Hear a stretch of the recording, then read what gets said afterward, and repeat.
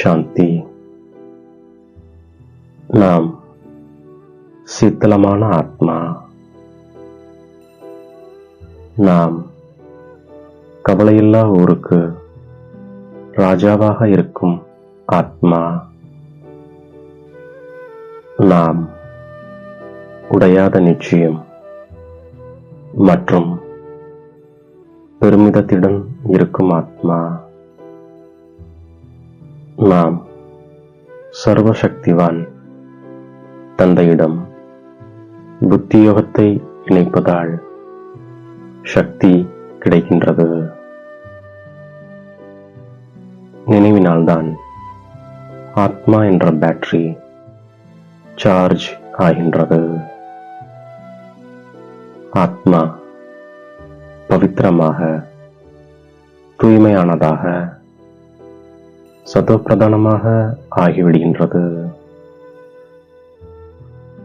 சங்கமிகத்தில் நாம் குளிர்ந்தவராக ஆவதற்கான முயற்சி செய்கின்றோம்.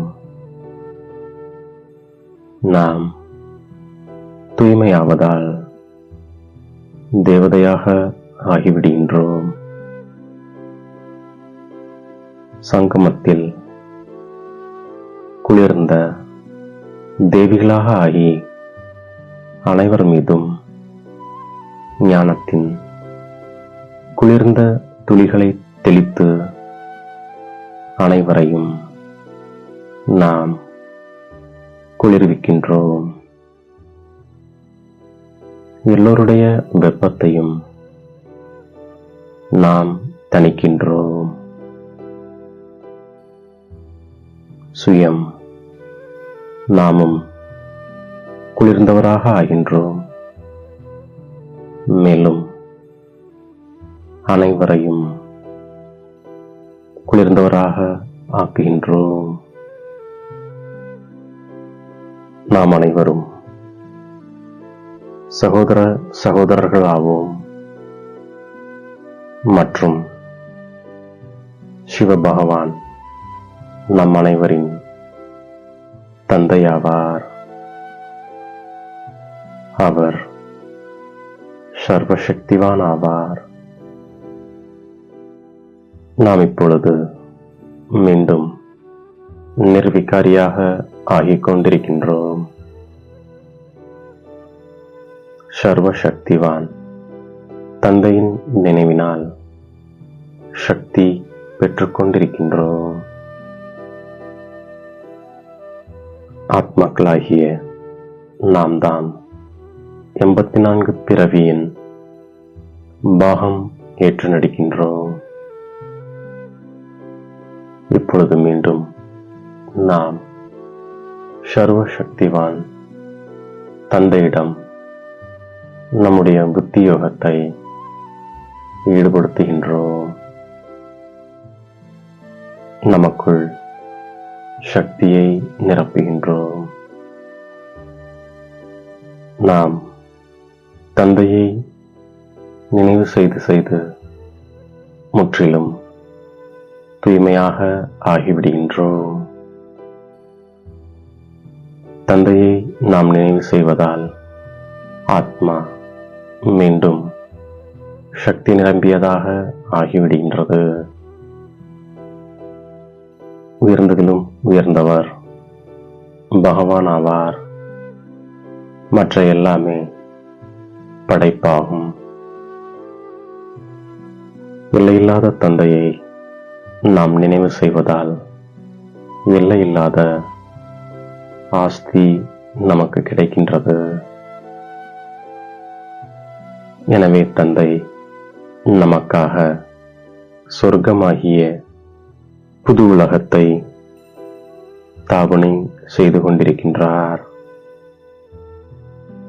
நாடகத்தின்படி சொர்க்கத்தின் ஸ்தாபனை ஆகிக் கொண்டிருக்கின்றது. அதில் குழந்தைகளாகிய நாம் தாம் வந்து ஆட்சி புரிகின்றோம். தந்தை எப்பொழுதும் தூய்மையாக இருக்கின்றார். நமக்கு சொர்க்கத்தின் அரசாட்சி அளிப்பதற்காக மட்டுமே இப்பொழுது வருகின்றார். இப்போது நாம் தந்தையை நினைவு செய்து ராஜ்யத்தை பெறுகின்றோம்.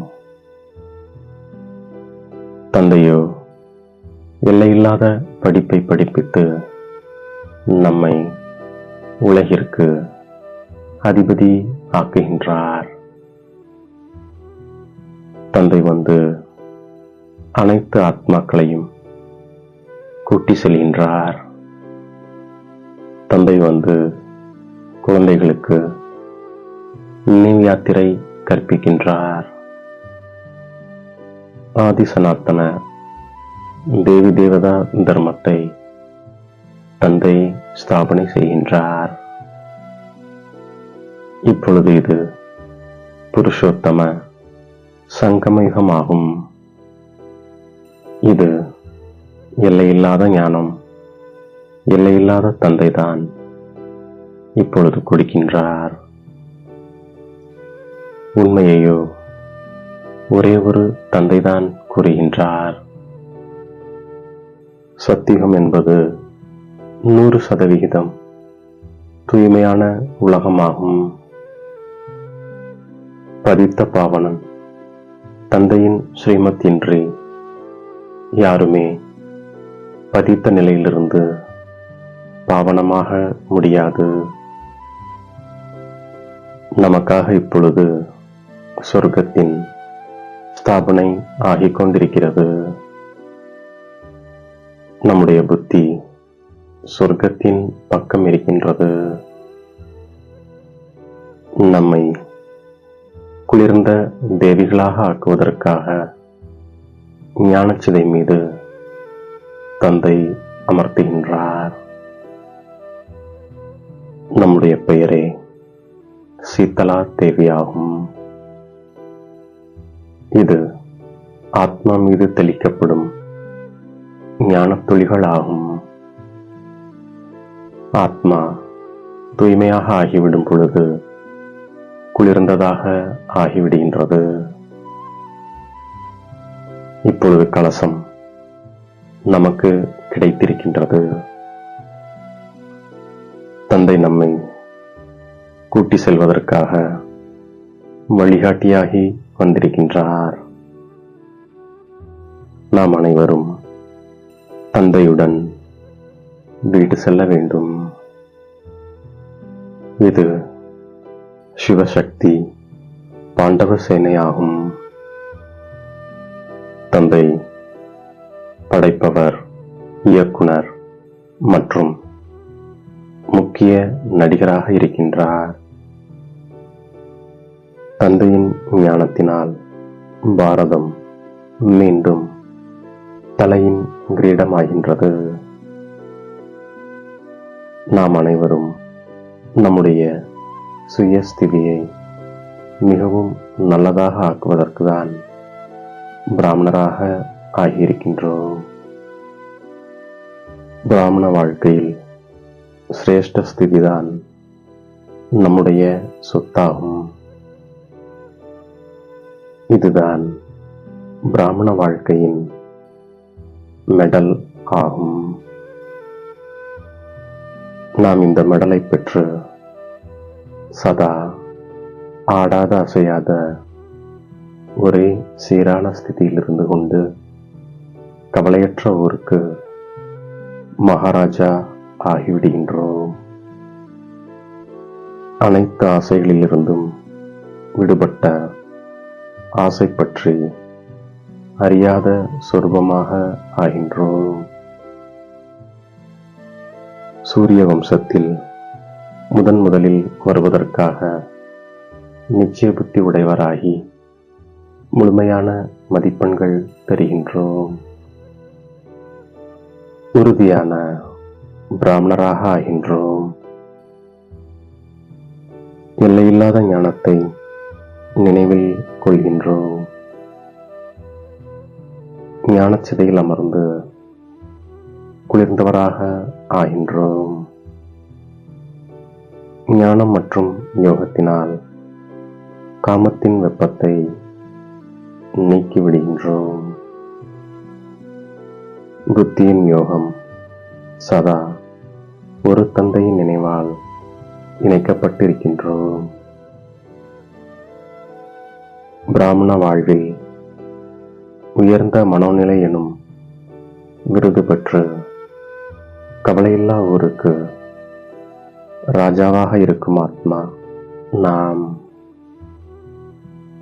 உடையாத நிச்சயம் மற்றும் பெருமிதத்துடன் மேரா பாபா என்று சொல்லி மாயாவை அருகில் கூட வர முடியாத அளவிற்கு பெருமிதத்துடன் சொல்லும் ஆத்மா நாம். நம்மை தேடி கண்டெடுத்த இனிமேலும் இனிமையான தாயும் தந்தையுமாகிய பாப் தாதாவிற்கு கோடான கோடி நமஸ்காரங்கள். ஓம் சாந்தி.